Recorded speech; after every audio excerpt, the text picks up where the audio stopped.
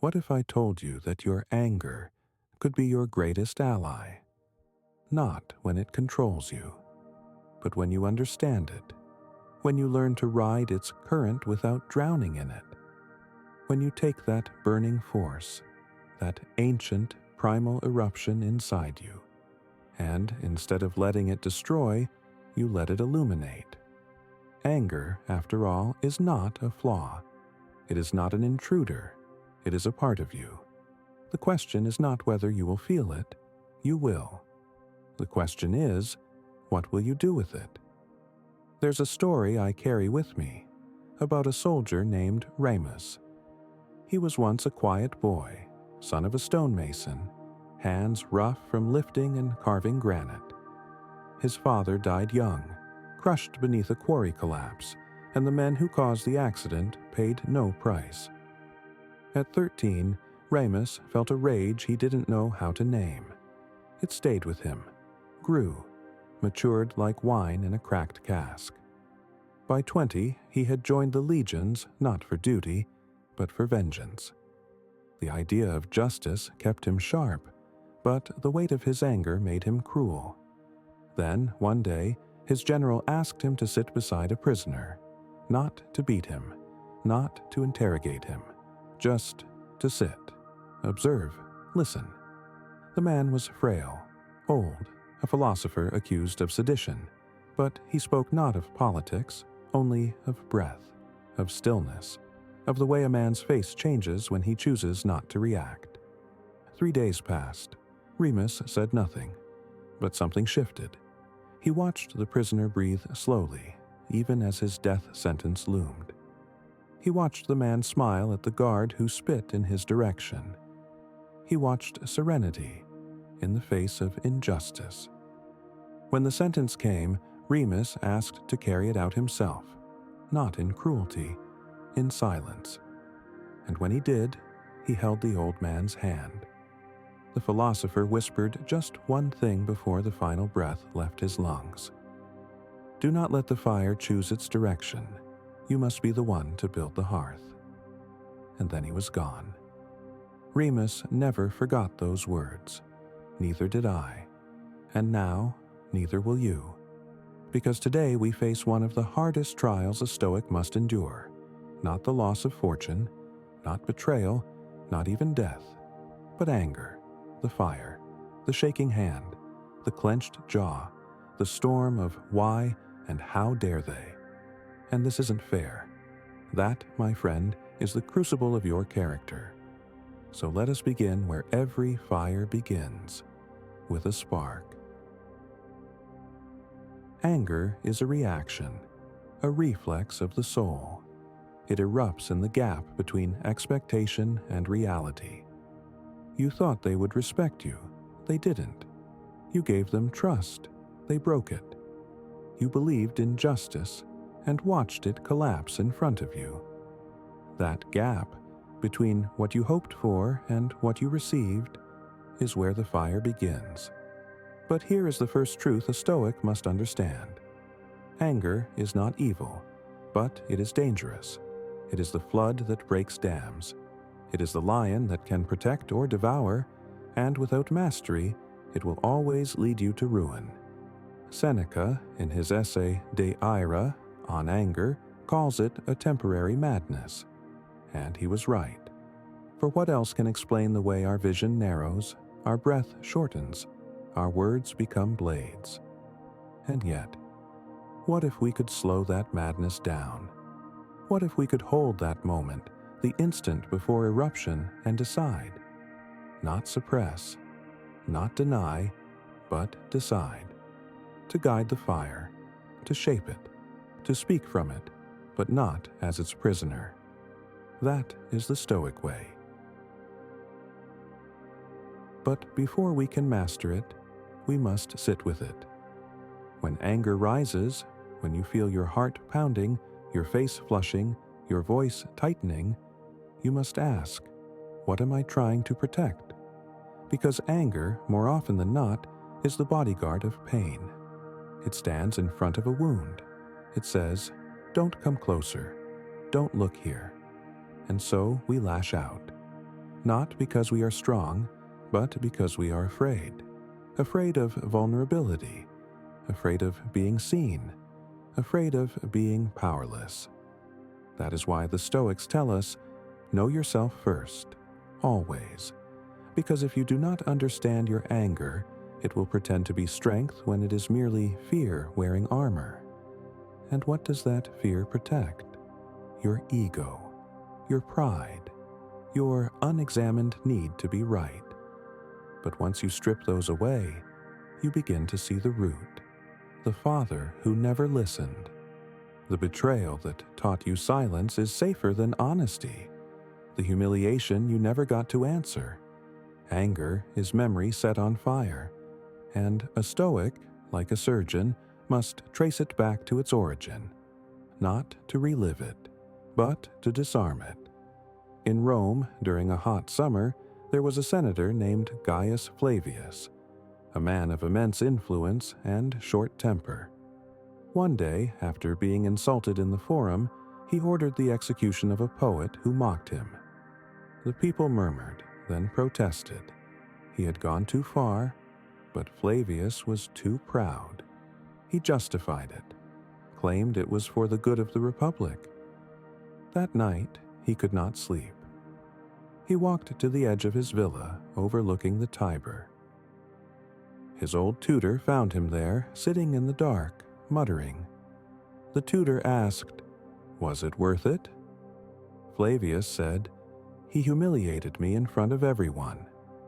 The tutor replied, "And now you've humiliated yourself in front of your own soul." That line became legend, because it speaks to the truth we forget in anger. We often do more damage in reaction than was ever done to us in offense. And the Stoic must always ask, will this action, this reply, this outburst, leave me proud when the fire cools? If the answer is no, then silence is not weakness. It is wisdom. There is another practice the Stoics teach, a ritual. When anger arises, pause and name it. Literally name it. Speak its presence aloud. This is anger. It has come. Not I am angry, but anger is present. This separates the self from the storm. It reminds you, you are not the anger. You are the one observing it, and the observer has power. Marcus Aurelius, emperor, philosopher, warrior, wrote in his private journal, "The best revenge is not to be like your enemy." Why? Because anger, when mirrored, multiplies. It escalates. It consumes. But if you respond to disrespect not with fury, but with poise, you remain untouchable. They may try to provoke. They may mock your restraint. But deep down, they will know. This man cannot be shaken. And that, more than any shout or punch or cruel word, is dominance. The Stoic dominates himself, and that is the greatest form of power. Let us return to our original question. Can anger be used? Yes, but only when it is understood. Only when it is not allowed to pilot the ship, but instead is used as wind in the sail. Anger contains energy, tremendous energy, and when directed wisely, it becomes fuel for justice, for protection, for courage. But only if you are calm enough to aim it. Think of a blacksmith. He does not fear fire. He works with it, but he does not let it leap from the forge. Instead, he contains it, uses it to shape steel, blade, shield.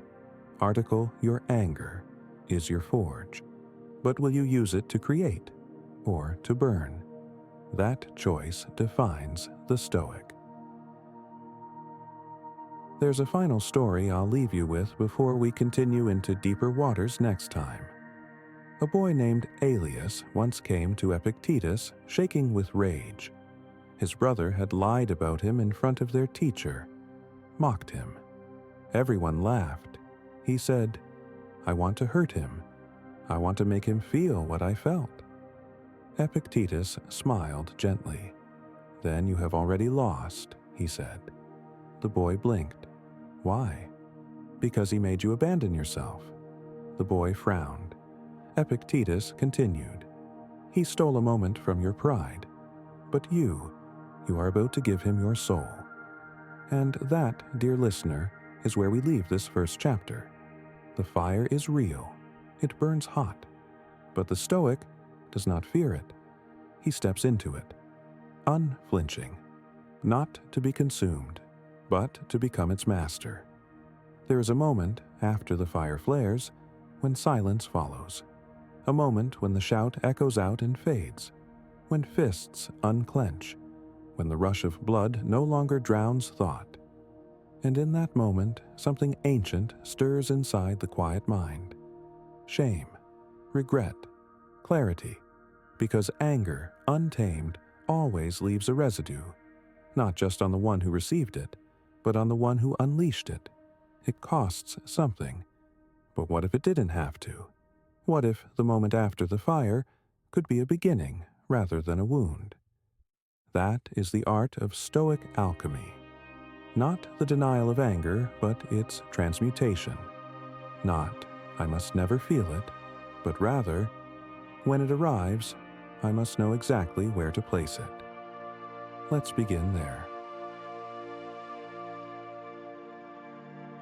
In the East, there is a story of a warrior monk named Remus. He once lived on a mountain monastery where sparring was both physical and spiritual. One day, during a ceremonial match, a younger monk struck him deliberately after the match had ended. An insult, a humiliation, a challenge. Gasps echoed. Remus did nothing, not a blink. Later, when asked why he hadn't responded, Remus said, "I never deny the fire. I just decide not to throw it into dry grass." That is wisdom. We cannot control the fact that others will provoke us, but we can choose where the fire falls, whether it ignites ruin or warms discipline. Anger, then, becomes a responsibility. The Stoics believed that emotion arises naturally, but what matters, what defines virtue, is what comes next. And so we ask, what can come after anger other than destruction? The answer, construction, refinement, will. Let's walk that path. First, the pause. This is the hinge of transformation, the sacred space between stimulus and response, the second between the offense and your decision. It is the soil in which either regret or restraint will grow. Marcus Aurelius wrote, "You have power over your mind, not outside events. Realize this, and you will find strength."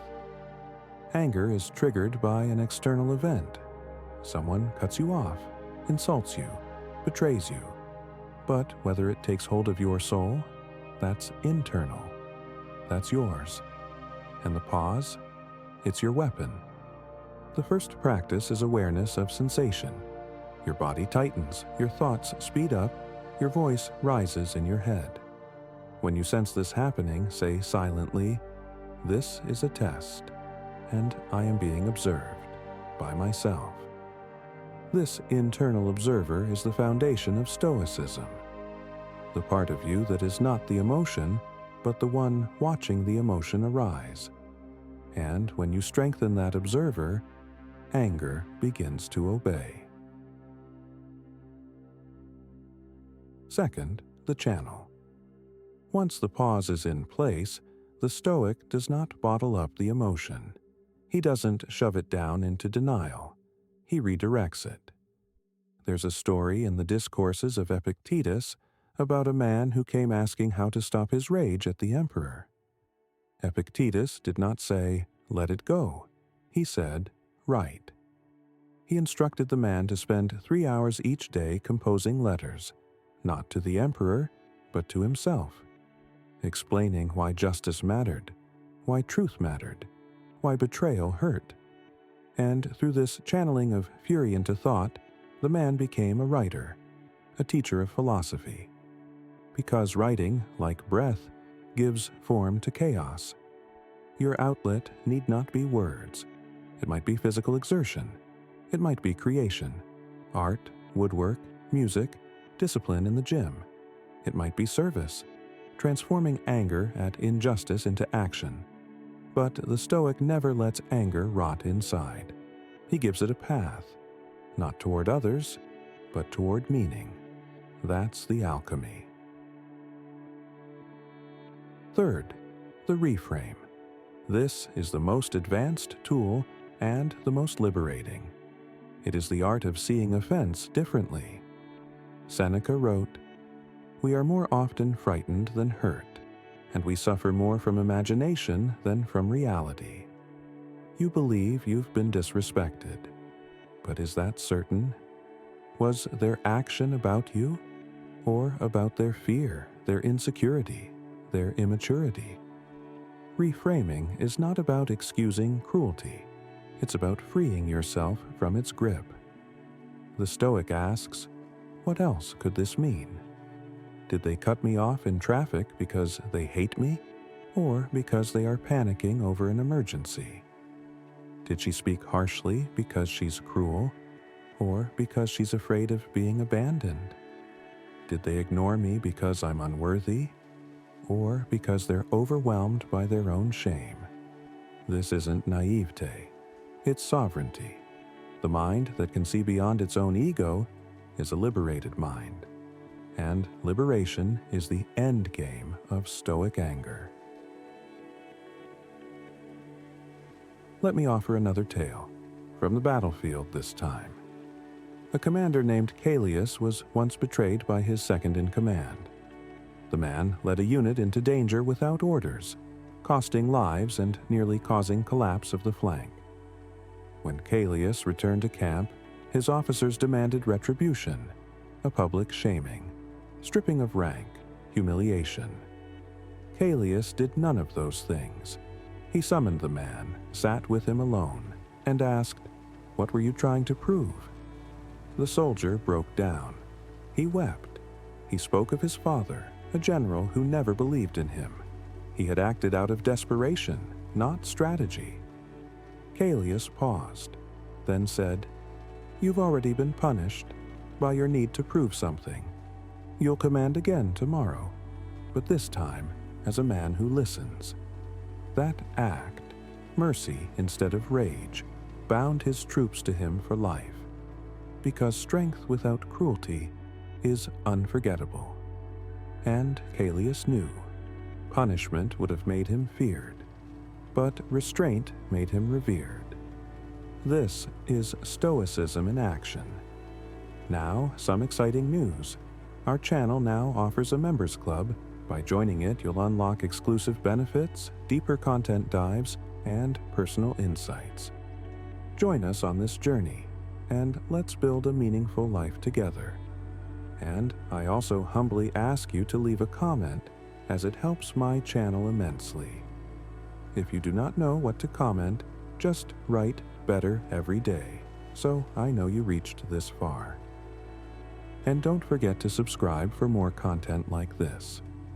Also, I've linked some books on Stoicism that helped me become the man I am today, and will also help you achieve a Stoic mindset.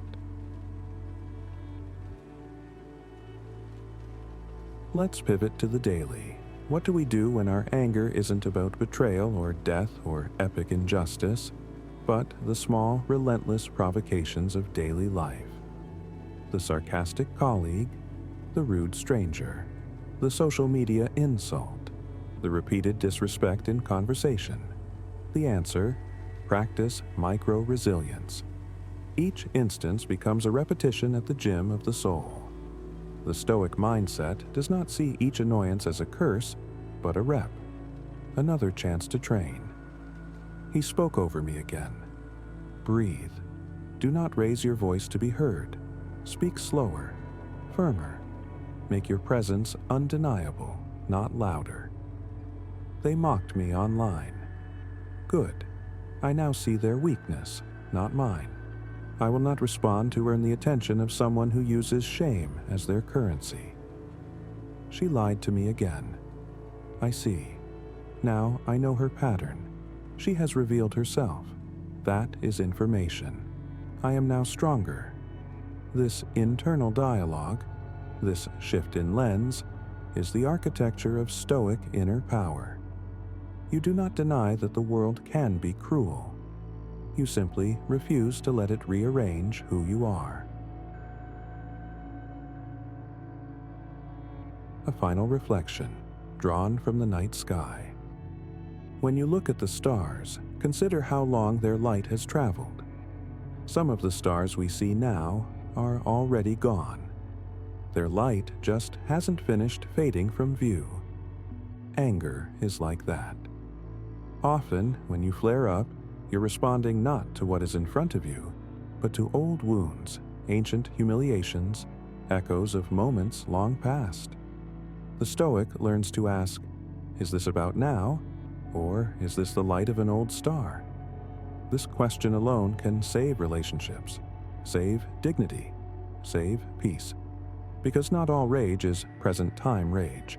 Some is residue, and residue belongs to reflection, not action. In the next part, the final one, we will explore how to lead with anger without being led by it.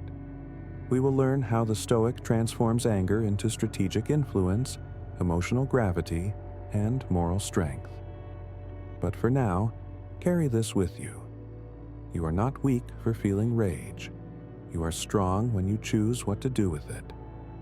The man who walks through fire without setting others ablaze is no longer a man. He is becoming something else, something unbreakable, something rare, something free. Anger is no longer the enemy. Not to you, not now. You've watched it rise. You've named it. You've paused when you could have erupted. You've traced its roots, held its heat, turned it into focus instead of fury. Now the time has come for the final transformation, to make anger useful, to make it serve you, to make it your fuel for something greater than survival. Leadership, courage, justice, moral clarity. And that's what separates the Stoic from the brute. The brute lashes out. The brute dominates rooms through fear. The brute confuses rage with strength. But the Stoic commands a different kind of fire. The kind that warms nations, that lights dark minds, that burns away illusion, not people. And if you've followed me this far, then what we do next is no longer about reaction. It is about strategy, virtue, power, not over others, but over yourself and your purpose. Let's begin with the ancient virtue itself, courage. Courage, the Stoics believed, is not the absence of fear or emotion. It is the right use of both. There's a quote from Seneca that rarely gets the attention it deserves. No man is more unhappy than he who never faces adversity, for he is not permitted to prove himself. Anger, at its core, is a signal, a flare shot up from the soul to announce something is wrong. The coward extinguishes it in denial. The weak explode and scatter it in all directions. But the Stoic looks at that flare and asks, where should I go from here? That's the shift. You don't feel anger and seek revenge. You feel anger and ask, where is the injustice? And what role do I now play in correcting it? With dignity. Take Marcus Aurelius. By the time he was middle-aged, he had already buried children, fought 2 long wars, seen betrayal from within his own palace, and ruled an empire in decay. He had every reason to become bitter, cold, furious, and yet he wrote to himself quietly on worn scrolls. If it is not right, do not do it. If it is not true, do not say it.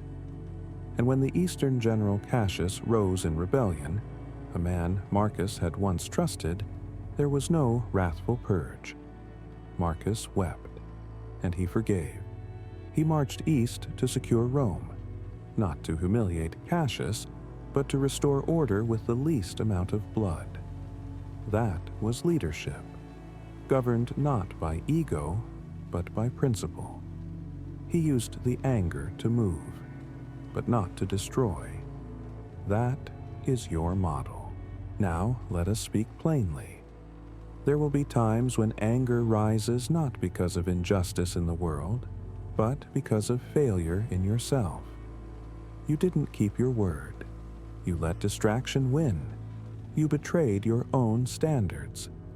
This is a different kind of anger, and it can be corrosive if mishandled, but it can also be one of the most powerful fuels for growth. The Stoics practiced a nightly ritual, a reflection. Each night, before rest, they would ask, "What did I do today that I regret? What could I have done better?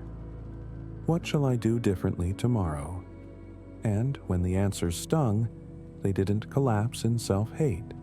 They didn't hide in excuses. They used the sting, like fire under the forge. They let anger at the self become discipline, and discipline became freedom. You may feel ashamed, embarrassed, furious at who you've been. Good. That means your soul still speaks. Now act accordingly. Build the structure that shame can't live in. Create a routine. Set boundaries. Build momentum that makes relapse impossible. That is Stoicism as rebirth. Another kind of anger, perhaps the most subtle of all, is the one that comes from disrespect. When others underestimate you, talk over you, doubt you, or treat your presence as optional. This kind of insult doesn't scream, it erodes, and it can birth a quiet, boiling rage that leads many men to arrogance, pettiness, even revenge. But not the Stoic. He does not waste fire proving himself to those who misunderstand his light. He builds his works in silence, and when the time comes, he lets the results speak in a tone no mockery can drown out. There is a kind of elegance in that restraint, a quiet thunder. It is the sound of a man whose anger has matured into action, without ever needing applause. Let me tell you a final story. A man named Vittorius, born in the outskirts of Hispania, low-born, mocked for his speech and dress when he arrived in Rome. He tried to impress, failed, got angry, was ridiculed for reacting, and then he stopped speaking altogether. For 6 months, he said nothing, not because he was defeated, but because he was building. He read, he studied law, he trained at dawn and wrote until dusk. He built a mind sharper than the knives they once turned against him. When he returned to the Senate, he didn't beg respect. He embodied it. They listened, because there is nothing more commanding than a man who has forged silence and anger into excellence. This is your template. The Stoic does not defend his worth. He refines it. He does not complain of being overlooked. He becomes undeniable. That is the power anger holds when guided by discipline. Now we enter the highest level of mastery, using anger for others, not just yourself. You see injustice. Someone is hurt, a voice silenced, a dignity stripped, and you feel the rise of righteous fury. This is not weakness. This is signal. But the question remains, what will you do with that rage?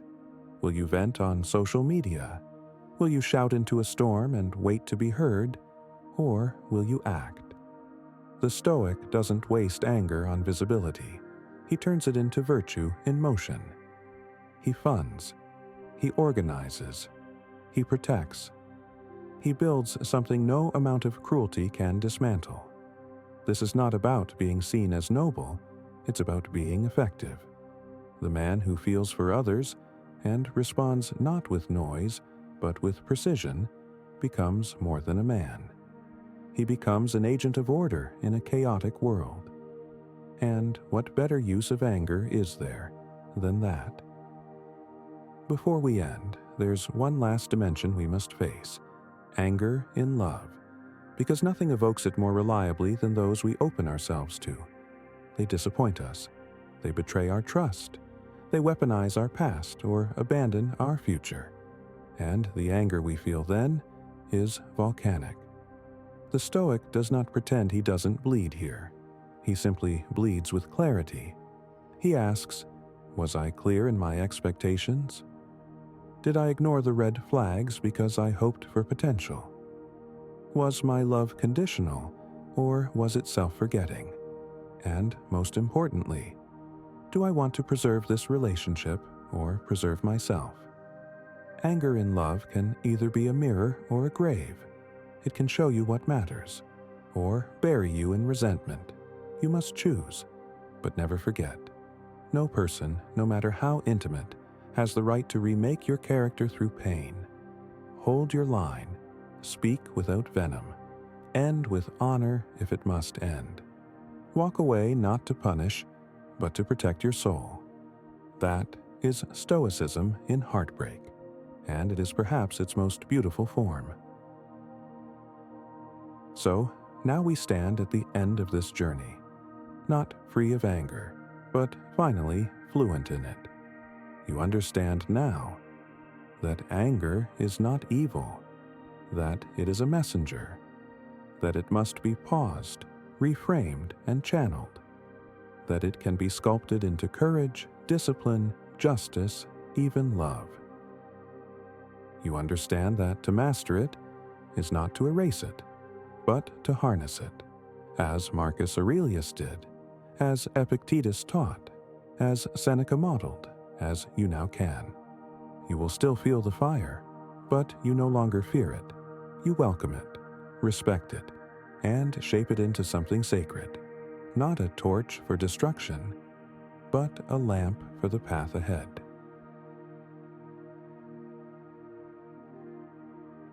Now, if any part of this message has been helpful to you, leave us your like and comment, helping the algorithm recommend it to someone who needs it at this time.